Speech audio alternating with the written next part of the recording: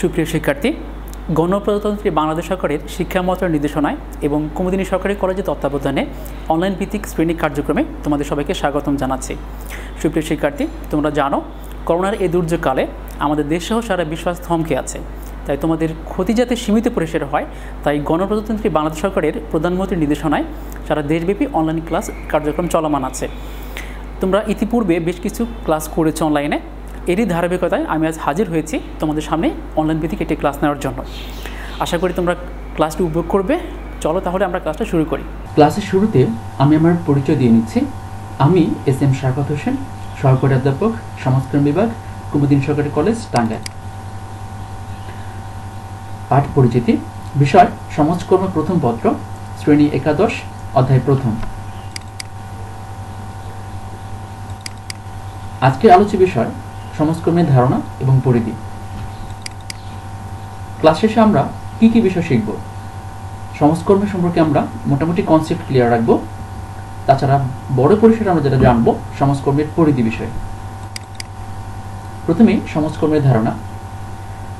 বলা হয়ে থাকে সমাজকর্ম হচ্ছে এমন একটি সাহায্যকারী পেশা যা সমস্যাগ্রস্ত ব্যক্তি, দল এবং সমষ্টিকে এমনভাবে সাহায্য করে যাতে তারা নিজেরা নিজেদেরকে সাহায্য করতে পারে। প্রিয় শিক্ষার্থী, অ্যাকচুয়ালি সমাজকর্ম সম্পর্কে যদি আলোচনা করতে যাই তাহলে শুরুতেই বলতে হবে এটি একটি সাহায্যকারী পেশা। এখানে সাহায্যকারী পেশা বলতে কি বোঝায়? অ্যাকচুয়ালি এটি একটি পেশা, যে কোনো পেশাই মানে হচ্ছে উপার্জন করে একটা উপায়। এখন এটা সাহায্যকারী এই অর্থে সমাজকর্ম কখনোই সরাসরি কাউকে সাহায্য করে না। অর্থাৎ কারো যদি কোনো সমস্যা হয়, সেই সমস্যাগুলো আমরা জানবো কী কী হতে পারে, সেখানে সে পাশে থেকে জাস্ট সাহায্যকারী ভূমিকা পালন করে, তাই এটিকে বলা হয় সাহায্যকারী পেশা। আর এটা শুধুমাত্র একজন ব্যক্তিকে সাহায্য করে না, বলা হয়ে থাকে এটা সমস্যাগুলোতে ব্যক্তি, দল এবং সমষ্টি সবাইকে সাহায্য করে। এখন কথা হচ্ছে এখানে ব্যক্তি বলতে কাকে বোঝায়? এখানে ব্যক্তি বলতে তাকেই বোঝাবে যে সমস্যাগ্রস্ত, অর্থাৎ সমাজকর্ম তাকে সাহায্য করবে যে সমস্যাগ্রস্ত। এখানে আমরা যেটাকে ক্লায়েন্ট বলে থাকি। আর দল বলতে কি বোঝায়? এখানে দল বলতে বোঝায় একাধিক ব্যক্তি অবশ্যই, এবং অবশ্যই তাদের মধ্যে পারস্পরিক সম্পর্ক থাকবে। অর্থাৎ পারস্পরিক সম্পর্ক মানে পারস্পরিক ক্রিয়া প্রতিক্রিয়া থাকবে। যেমন একটি পরিবারের কথা বলতে পারো, একটা পরিবারে অনেক সদস্য থাকে এবং প্রত্যেকের মধ্যে পারস্পরিক সম্পর্ক আছে। আবার একটি খেলার দলের কথা বলতে পারো, একটা খেলার দলের মধ্যেও প্রত্যেকের সাথে পারস্পরিক ক্রিয়া প্রতিক্রিয়া থাকে, এটাকে আমরা দল বলবো। আর এখানে সমষ্টি বলতে বোঝায় এখানে একটা নির্দিষ্ট এলাকায় অবস্থানকারী দলের চেয়ে বেশি সংখ্যক কোনো মানুষ, যেমন একটা গ্রামীণ সম্প্রদায় হতে পারে, আবার শহর সমষ্টি হতে পারে, এগুলোকে আমরা সমষ্টি বলে থাকি। তো সমাজকর্ম হচ্ছে এরকম ব্যক্তি, দল এবং সমষ্টি সব পর্যায়ে সাহায্য করে থাকে, এটাকে আমরা সমাজকর্মের মূল কনসেপ্ট বলতে পারি। তো এর ছাড়াও আমরা কতগুলো প্রতিষ্ঠিত সংজ্ঞা দেখব। যেমন ওয়াল্টার এ ফ্রিডল্যান্ডার, উনি বলেছেন সমাজকর্ম বৈজ্ঞানিক জ্ঞান ও মানবিক সম্পর্ক বিষয়ক দক্ষতা সম্পন্ন এমন এক পেশাদার সেবা কর্ম যা ব্যক্তিকে একক বা দলীয়ভাবে ব্যক্তিগত ও সামাজিক সন্তুষ্টি এবং স্বাধীনতা লাভে সহায়তা করে। প্রিয় শিক্ষার্থী, একটি খেয়াল করো, এখানে বলা হচ্ছে বৈজ্ঞানিক জ্ঞান নির্ভর। তার মানে এখানে সমাজকর্মী যে সাহায্য সেবা দিবে সেখানে তার যে জ্ঞানটা থাকবে সেটা অবশ্যই বৈজ্ঞানিক নির্ভর হতে হবে। আর সমাজকর্ম মানবিক সম্পর্ক বিষয়ক দক্ষতা সম্পন্ন জ্ঞান অর্জন করে। এটা মানে হচ্ছে যে সমাজকর্ম একটা বিশ্বাস করে যে মানুষের মধ্যে যে সেবা দিবে তাদের মধ্যে পারস্পরিক যে সম্পর্কগুলো থাকে সেখানে অনেক সময় সমস্যা দেখা যায়। আর সমাজকর্মী কেন এই সমস্যাগুলো দেখা যায় সে বিষয়ে একটি বিস্তর জ্ঞান লাভ করতে পারে। আর এই কারণে সমাজকর্মী সেবা দেওয়ার ক্ষেত্রে তার এই জ্ঞানটা খুবই গুরুত্বপূর্ণ। অর্থাৎ পারস্পরিক সম্পর্ক বিষয়ক জ্ঞানটা সমাজকর্মীর আছে। আগে বলেছি এটা পেশাদার সমাজকর্ম, এখানে এটা বলা আছে।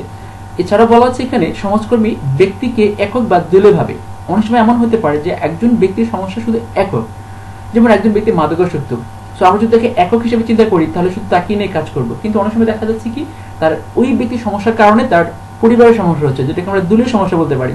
সো কখনো ব্যক্তিকে হতে পারে এককভাবে সেবা দিচ্ছে, আবার কখনো হতে পারে দলীয়ভাবে। আবার বলা আছে ব্যক্তিগত ও সামাজিক সন্তুষ্টি, অর্থাৎ আমি যখন ব্যক্তিকে সেবা দিব তখন কিন্তু তার নিজের উন্নতি হবে, সো এটা তার ব্যক্তিগত স্বার্থ। আবার কখনো তাকে সেবা দিতে গিয়ে কিন্তু আমরা সামাজিক সন্তুষ্টির কথা চিন্তা করি, কারণ একজন সমস্যাগ্রস্ত ব্যক্তি যখন থাকে তার কারণে কিন্তু এক সমাজের কিন্তু সমস্যা তৈরি হয়। তাই আমরা খেয়াল করবো এখানে ব্যক্তিগত এবং সামাজিক সন্তুষ্টি দুটোই এখানে নিশ্চিত করা হয় সমাজকর্মী সেবার মাধ্যমে।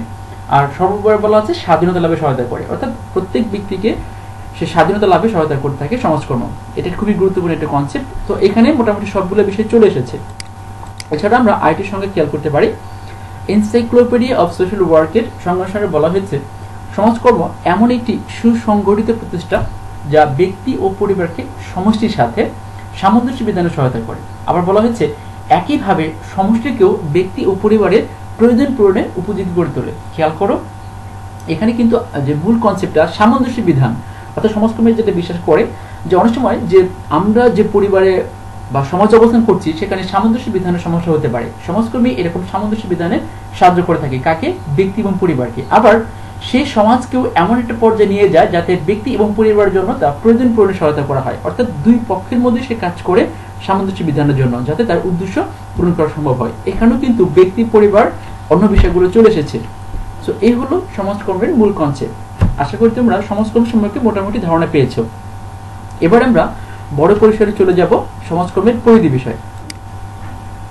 শুরুতেই বলি সমাজকর্মের পরিধি অনেক বড় বিষয়, এখানে অনেক অনেক বিষয়কে অন্তর্ভুক্ত করে থাকে। তো আমরা সবগুলো বিষয় আলোচনা করতে পারবো না, আমরা চেষ্টা করব মূল যে বিষয়গুলো সমাজকর্ম আলোচনা করে থাকে সেই বিষয়গুলো সম্পর্কে সংক্ষেপ আলোচনা করতে। তোমরা ডিটেলস বই থেকে পড়ে নেবে। তো আমরা দেখি কি কি বিষয় আমরা সমাজকর্মের পরিধির মধ্যে নিয়ে আসবো। এখানে বলা হয়ে থাকে সমস্যা ও সমাধান সম্পর্কে। আমরা পরে আলোচনা করব, পয়েন্টগুলো দেখে নিই। সমস্যা ও সমাধান, সব মানুষের কল্যাণ, সমাজকর্মের ইতিহাস ও দর্শন, সামগ্রিক কল্যাণ, মৌলিক মানবিক চাহিদা, প্রতিকার, প্রতিরোধ ও উন্নয়নমূলক সমাজকর্ম, সামাজিক নীতি ও পরিকল্পনা, সমাজকর্ম ও পদ্ধতি, অন্যান্য সামাজিক বিজ্ঞান। এছাড়া অনেক বিষয়গুলো আছে, আমরা এগুলো সংক্ষিপ্তভাবে আলোচনা করার চেষ্টা করব। শুরুতেই সমস্যা ও সমাধান। খেয়াল করো, এখানে সমস্যা বলতে কি বোঝানো হয়েছে? এখানে সমস্যা বলতে মূলত সামাজিক যে বিভিন্ন সমস্যাগুলো আছে সেগুলো সম্পর্কে বলা হয়েছে। আমরা জানি আমাদের দেশের প্রেক্ষাপটে সামাজিক সমস্যা অনেক অনেক রয়েছে। এর মধ্যে বলতে পারি আমরা অধিক জনসংখ্যা, নিরক্ষরতা, বেকারত্ব, যৌতুক, পারিবারিক ভাঙ্গন, নিরাপত্তাহীনতা, এরকম অনেক অনেক সমস্যা রয়েছে। এখানে খেয়াল করো, আমি সার্কেল দিয়ে বোঝানোর চেষ্টা করেছি। অনেক সময় এরকম হয় যে এই সমস্যাগুলো একটির সাথে অন্যগুলো জড়িত। যেমন অধিক জনসংখ্যা আমাদের বাংলাদেশে যেখানে 1 নম্বর সমস্যা। খেয়াল করো, এটা হওয়ার কারণে কিন্তু অনেক সময় নিরক্ষরতা সমস্যা তৈরি হয়, আর যখনই নিরক্ষরতা তখনই বেকারত্ব, এভাবে যৌতুক, পারিবারিক ভাঙ্গন, সেখান থেকে আবার নিরাপত্তাহীনতা চলে আসে। তো তার মানে হচ্ছে আমাদের যে অনেক অনেক সামাজিক সমস্যাগুলো আছে এগুলা একটির সাথে একটি আন্তঃসম্পর্ক বিদ্যমান রয়েছে। এখন কথা হচ্ছে, যখন আমরা এই সমস্যাগুলো একটি দূর করতে যাব তাহলে কিন্তু অন্য সমস্যা দূর করতে হবে, কারণ শুধু একটি সমস্যা সমাধান করে কিন্তু সব সময় সমাধান করা যায় না। তাই সবসময় সমাজকর্মী যেটা করে থাকে যে সমস্যাগুলো কি কি আছে সবগুলোই চেষ্টা করে যে সমস্যাগুলো সমাধান করার জন্য, বিশেষ করে আন্তঃসম্পর্কযুক্ত সমস্যাগুলো সমাধান করার চেষ্টা করে। এটা খুবই গুরুত্বপূর্ণ একটা পয়েন্ট যে সমাজকর্ম সমাজের নানা ধরনের সমস্যা নিয়ে কাজ করতে চায়। আচ্ছা, এরপর আমরা দেখছি সব মানুষের কল্যাণ। খেয়াল করো, আমরা স্বাভাবিকভাবে যদি চিন্তা করি মনে করতে পারি যে সমাজকর্ম তো শুধু সমস্যাগুলোতে ব্যক্তি নিয়ে কাজ করে, তাহলে সব মানুষের কল্যাণ কেন আসলো? খেয়াল করো, মানুষের সমস্যা কিন্তু অনেক ধরনের হতে পারে, তাই সব ধরনের মানুষেরই সমস্যা সমাধান করে থাকে।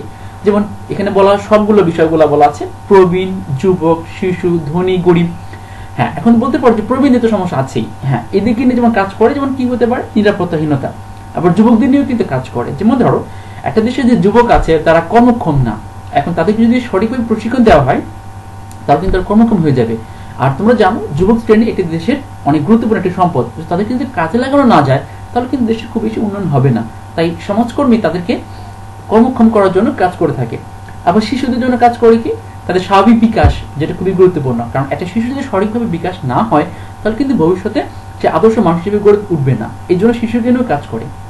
ধনী, এখন বলতে পারো যে ধনী তো হওয়ার কথা না। হ্যাঁ, এখানে ধনীটাও গুরুত্বপূর্ণ, কারণ সমাজকর্মী শুধুমাত্র আর্থিক সমস্যা কেন্দ্রিক সাহায্য করে না। অনেক সময় হয় আমরা বলে থাকি যে অর্থই অনর্থের মূল, অর্থাৎ ধনীদের ক্ষেত্রে অনেক সময় অন্য সমস্যা হতে পারে। যেমন হতে পারে তাদের অনেক অনেক টাকা আছে কিন্তু প্রচুর পরিমাণ হতাশা, পারিবারিক দ্বন্দ্ব। তো এখানে কিন্তু পারিবারিক দ্বন্দ্ব যখন হবে তখন কিন্তু ধনী গরিব কোনো বিষয় না, সমাজকর্মী কিন্তু তখনও তাকে সাহায্য করবে। সো ধনীটাও সমাজকর্মের আলোচনার বিষয়। আর গরিবদের বলা অপেক্ষা থাকে না, যে অনেক অনেক সমস্যা হয়ে থাকে। তাই আমরা বলতে পারি যে সমাজকর্মী শুধু বিশেষ বিশেষ ব্যক্তি শ্রেণীকে সাহায্য করে না, সমাজে অবস্থানকারী সকল শ্রেণীর মানুষকে সাহায্য করে থাকে। তাই আমরা এখানে বলতে পারি সব মানুষের কল্যাণ সমাজকর্মের পরিধিভুক্ত বিষয়। আচ্ছা, এখানে সমাজকর্মের ইতিহাস ও দর্শন, এটাও সমাজকর্মের পরিধিভুক্ত বিষয়। এখানে আমরা যেটা জানবো যে সমাজকর্মের ইতিহাসটা কি, অর্থাৎ কিভাবে সমাজকর্ম কনসেপ্টে চলে এসেছে।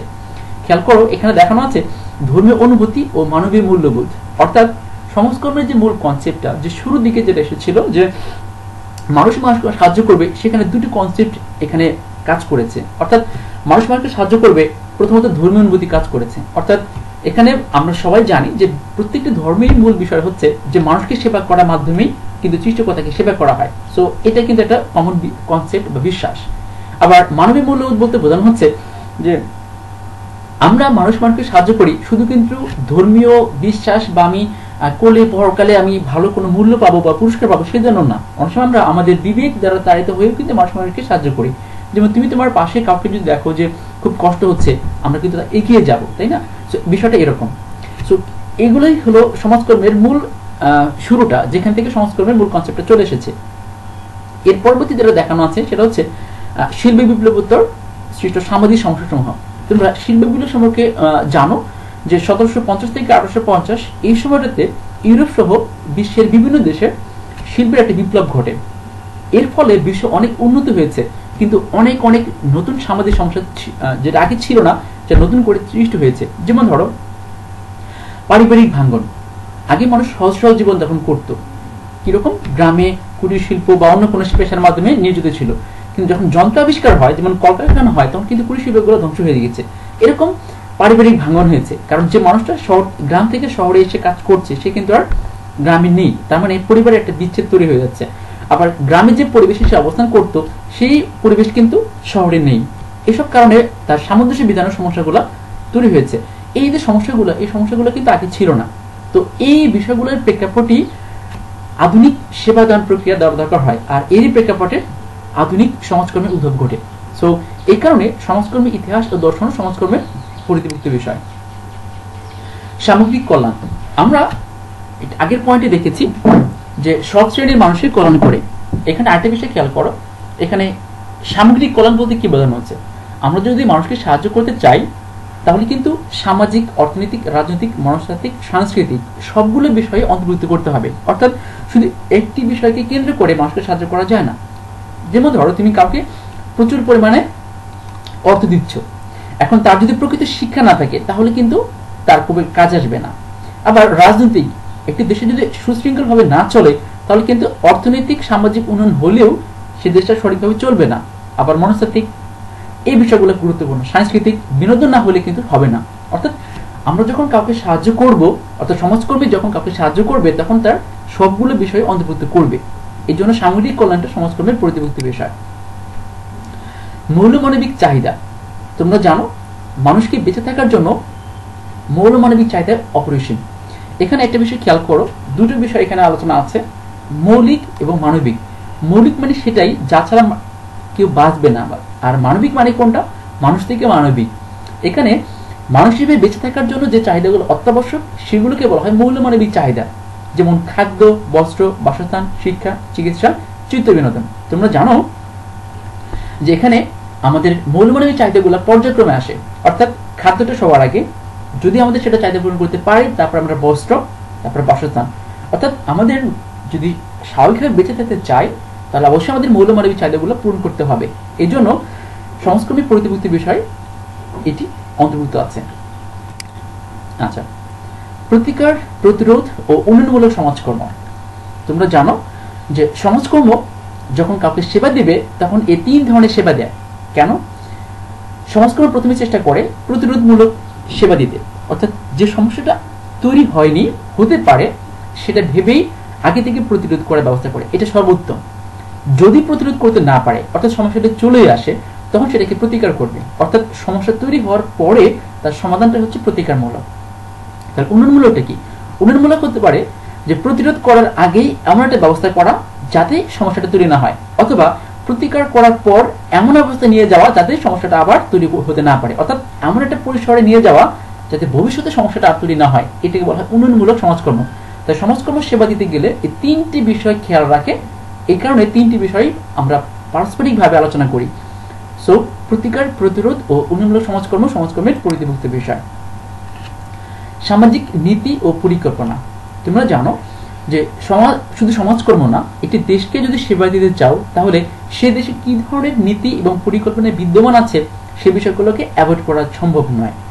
তো আমরা যখন জানি যে সমাজকর্ম যখন সেবা দিবে তখন যে কি কি নীতিগুলো আছে, যেমন ধরো আমাদের দেশে কি কি নীতিগুলো আছে, যেমন জনসংখ্যা নীতি আছে, শিক্ষা নীতি আছে, নারী উন্নয়ন নীতি আছে, দ্বিবার্ষিক পরিকল্পনা আছে, পঞ্চবার্ষিক পরিকল্পনা আছে।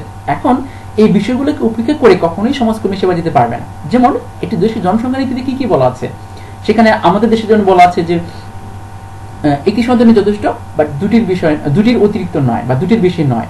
সো এখন সমাজ আমাদের দেশে যে বলা আছে যে জনসংখ্যা নীতি সম্পর্কে, আমরা কিন্তু এটা অ্যাভয়েড করে অন্য কোনো সেবা দিতে পারবো না। একইভাবে শিক্ষা নীতিতে কি কি বলা আছে, নারী উন্নয়ন নীতিতে কি কি বলা আছে, এই বিষয়গুলোকে উপেক্ষা করে কখনোই সমাজকর্মী সেবা দিতে পারবে না। তাই একটি দেশের সামাজিক নীতি এবং পরিকল্পনাগুলো অবশ্যই তার পরিধিভুক্ত বিষয়, তার মানে এগুলো সম্পর্কে তার ধারণা রাখতে হবে। সমাজকর্ম ও পদ্ধতি। সমাজকর্ম পদ্ধতি মানে হচ্ছে যে সমাজকর্ম কিভাবে সাহায্য করবে, কিভাবে সেবা দেবে। এখন সমাজকর্মী কিন্তু আগে বলেছি সংজ্ঞার মধ্যে যে এটি ব্যক্তি, দল এবং সমষ্টি পর্যায়ে সাহায্য করে থাকে। এখন যেহেতু এটি তিনটি বড় পরিসরে সাহায্য করে, তাই কখনো ব্যক্তি, কখনো দল, কখনো সমষ্টি, এই জন্য ভালোভাবে যাতে সাহায্য করতে পারে, তাই তিনটি বিষয়কে সাহায্য করার জন্য তার কতগুলো মৌলিক পদ্ধতি আছে। এখানে তিনটি মৌলিক পদ্ধতি আছে: ব্যক্তি সমাজকর্ম, দল সমাজকর্ম, সমষ্টি সমাজকর্ম। তার মানে হচ্ছে যখন সমস্যাগ্রস্ত ব্যক্তিকে সাহায্য করবে তখন সমাজকর্মী ব্যক্তি সমাজকর্ম পদ্ধতি প্রয়োগ করবে। আবার যখন একটি দলকে সাহায্য করবে, যেমন পরিবারের খেলাধুল হতে পারে, তখন সে দল সমাজকর্ম সাহায্য করবে, দল সমাজকর্ম পদ্ধতি প্রয়োগ করবে। একইভাবে যখন সমাজকর্ম পদ্ধতি হিসেবে কোন একটা কমিউনিটিকে সাহায্য করবে, তখন তার দরকার সমষ্টি সমাজকর্ম। যেহেতু সমাজকর্মের মূল সংজ্ঞায় বলা আছে যে ব্যক্তি, দল এবং সমষ্টি সাহায্য করবে, তাই সমাজকর্মের মৌলিক পদ্ধতি হিসেবে তিনটি পদ্ধতি ব্যবহার করা হয়। এখন তাহলে সহায়ক পদ্ধতি কেন? এই তিনটি পদ্ধতি ব্যবহার করে যখন সমাজকর্মের সেবা দিবে, তখন এই তিনটি পদ্ধতিকে সাহায্য করার জন্য সমাজকর্মের কতগুলো সহায়ক পদ্ধতি রয়েছে। যেমন সমাজকর্মের গবেষণা, সামাজিক প্রশাসন, সামাজিক কার্যক্রম।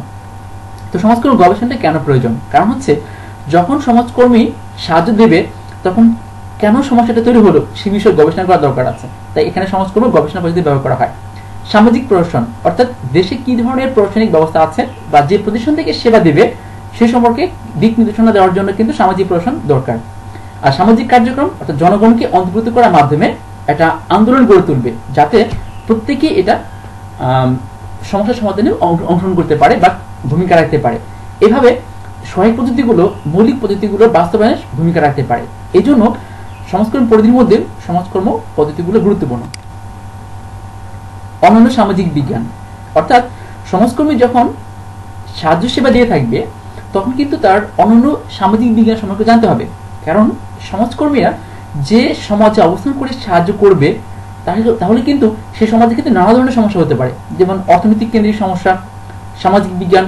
এখানে যে অন্যান্য সামাজিক বিজ্ঞান মানে হচ্ছে এই বিষয়গুলো সম্পর্কে তাকে জানতে হবে। যেমন অর্থনৈতিক বিষয়গুলো নিয়ে আলোচনা করে, সমাজবিজ্ঞান সমাজের নানা ধরনের সমস্যা নিয়ে আলোচনা করে, রাষ্ট্রবিজ্ঞান রাষ্ট্রের নীতি পরিকল্পনা নানা বিষয় আলোচনা করে, জনবিজ্ঞান জনসংখ্যা বিষয় আলোচনা করে, মনোবিজ্ঞান মনস্তাত্ত্বিক বিষয় নিয়ে আলোচনা করে। তো সমাজকর্মে যেহেতু নানা ধরনের সাহায্য সেবা দিয়ে থাকে, তাহলে তাকে এই বিষয়গুলো সম্পর্কে অবশ্যই জানতে হবে। কারণ এই বিষয়গুলো সম্পর্কে কনসেপ্ট ক্লিয়ার না থাকলে তাহলে কিন্তু সে সাহায্য করতে পারবে না। এই কারণে অন্যান্য সামাজিক বিজ্ঞান সম্পর্কে সমাজকর্মীকে অবশ্যই ধারণা লাভ করতে হবে। তো এই হলো আমাদের সমাজকর্ম বিষয়ে মূল আলোচনা। তো প্রিয় শিক্ষার্থী, আমরা ক্লাস শেষে কি কি বিষয়গুলো শিখলাম তাহলে একটু খেয়াল করো। আমরা সমাজকর্ম সম্পর্কে ধারণা লাভ করেছি। আচ্ছা, সমাজকর্মের বিস্তর পরিধি সম্পর্কে ধারণা লাভ করেছি। আগে বলেছি পরিধি অনেক বড় পরিসর, আমরা সংক্ষেপে আলোচনা করার চেষ্টা করেছি।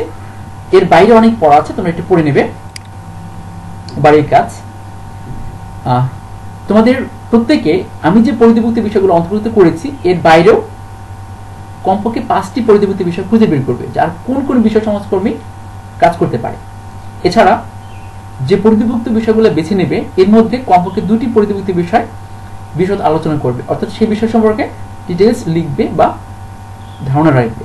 তো এই হলো আমার ক্লাসের মূল বিষয়। সুপ্রিয় শিক্ষার্থী, আশা করি তোমরা সবাই মনোযোগ দিয়ে ক্লাসটি করেছ। আর আমার ক্লাসটা যদি ভালো লাগে তাহলে আমার ক্লাস লেকচারের পাশাপাশি অবশ্যই টেক্সট বই ভালো করে পড়বে। আর বিভিন্ন বোর্ডের কোশ্চেন এখানে আছে, কোশ্চেনগুলো দেখে টপিকটা বোঝার চেষ্টা করবে, এতে মূল টপিকটা তোমাদের কাছে আরও ভালো করে ক্লিয়ার হবে। আর তোমরা জানো সারা বিশ্ব আজ হুমকির মুখে, তোমরা সবাই নিজ বাড়িতে থাকবে আর স্বাস্থ্যবিধি মেনে চলবে, যাতে তোমাদের এই করোনা পরিস্থিতি তোমার জন্য কোনো ক্ষতিকর কারণ না হয়ে থাকে। Thank you very much.